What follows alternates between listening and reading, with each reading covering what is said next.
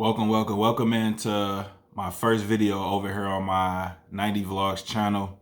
A lot of people been, hitting me up on my main channel on my social media, telling me they want more IRL videos. So that's what I'm gonna do here.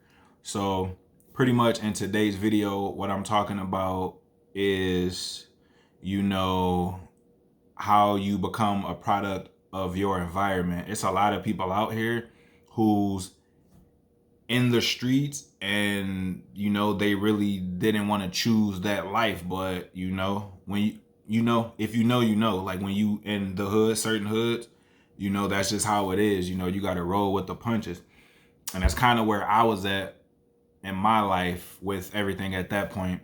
I feel like I didn't have the right people around me to put me up on game. I had to bump my head, and I had to, learn a lot of things the hard way. And instead of having that support system, to, make me be the best that I can be at, that point. But I've been through a lot of neighborhoods. Like I done lived in Brightmo. I lived in For Life, which is over near Coffee Middle School for, my people in Detroit. BCB, which a lot of them used to run through Henry Ford High School. And don't take this the wrong way, but I do remember a lot of people saying BCB stood for bacon cheeseburger, even though that wasn't the case. It was on some gang shit. So, and then they had BHB, 7 and Telegraph on Shawawasi. I live there. AG's, which is on the opposite side. Like it's a bridge that's in between AG's and For Life. For Life is on one side, which I lived on for years. You know what I'm saying? 4 or 5 years over there on that side, which is Asbury Park, Murray Hill, that side. And then, excuse me, then I went on to move. After I've been over there for those few years, I moved forward over to the other side of the bridge, which was AG's, which consisted of Avon, Greenview, and Stahalem, which I was on Greenview, which was the middle block, between the streets. So yeah, so it's a lot of stuff like that went on in the hood, and it kind of like makes you a product of your environment.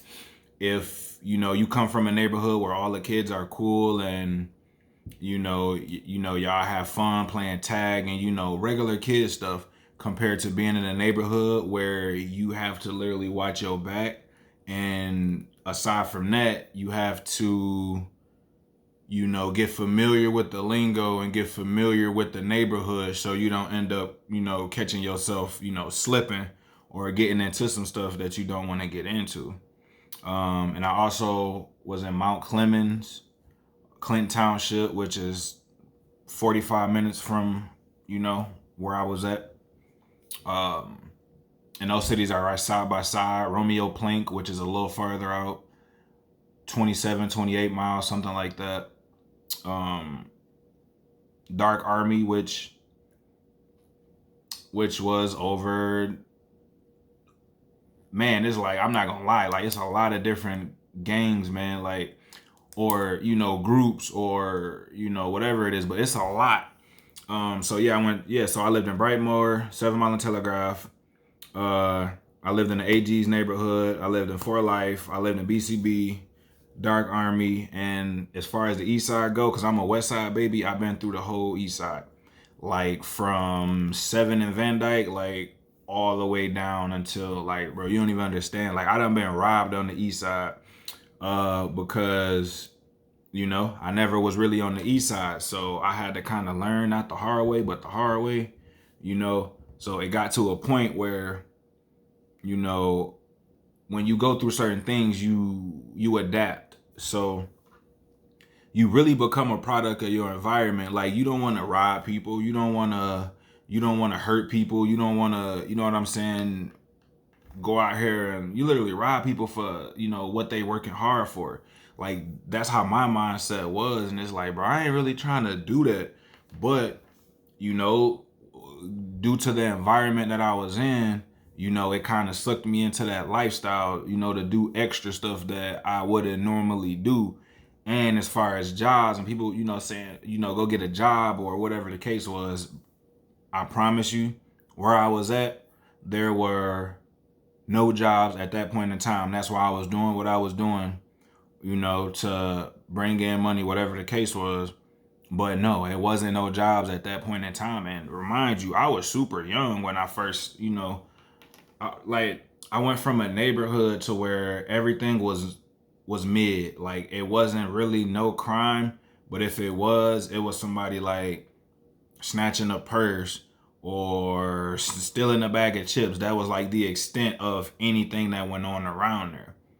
And then we move out of that neighborhood and move into all these other neighborhoods. It just corrupted me a little bit, until I got to the point to where I had to break free from the matrix. You know what I'm saying? Because that's all it was. Like if I had people hip, like Sneeko or Andrew Tate around at those point in times, bro, like I promise, like, yeah, things would have been different. Like my mindset is right where it need to be. So I understand a lot of different things. And if you don't want to be a product of your environment and you saying it's hard that you can't get out, if you have a job, save your money. If you don't have a job, go find a job that's not close to home, that's in a whole nother neighborhood, and go find a job, you know what I'm saying, further away. Because if you try to find one closer, usually there's really no jobs available in the city that you're in, usually for me anyway. So I would assume that's, that way for everybody else. So you want to go at least 10 miles. And I know sometimes it suck, to walk to work. But trust me, like I done walked 20 miles to work and 20 miles from work. I used to walk 40 miles every single day for 6 months. I used to walk. I used to walk down a road that didn't even have a sidewalk. And, nobody, pulled over to help me or nothing like that. I wouldn't have accepted help anyway because I'm just like that. I'll do it myself. I'm fine. But I did think at the same time, like, man, people are not humane. Like, they don't care, about what you going through. And I know a lot of people going through things, but it's just all about being kind and, understanding and things of that nature. But as far as back to the work situation, like I used to walk 20 miles. So, if you have to walk 20 miles, but you in a bad neighborhood, then you need to work out something with somebody to try to, loan, money from, or, something like that, to where you can like do Uber or something like that that'll get you to and from work safely, and to where you can still save money, because that's what it's all about. Like I was in the hood and I saved enough money to the point to where I was like, you know what? I can either stay down here and keep dealing with what I'm dealing with, or I can literally save my money and go find a better opportunity. And that's exactly what I did. I found a better opportunity and I've been out here ever since. Obviously, I go back to the hood to, see my family and everything. But, it don't hit the same like how when I used to be there. It don't hit the same. It's like, I'm not even gonna say the crime rate went down, because I don't think it went down. It's still, because I'm from Detroit, so I know what's going on, bro. So it's like the best thing that I could tell y'all is to stay out the way, because I never stayed out the way. I had like it was something wrong with me for real. I never stayed out the way, and I was always around like beef or problems, or wherever the excitement was or the fight was, like I was there. I never really thought about it, but from experience, I'm not a doctor or anything like that, but I'm just speaking just straight from experience. Yeah, stay out the way, mind your business, and don't be afraid to ask family and friends for help, especially ones who say that they really, really care for you.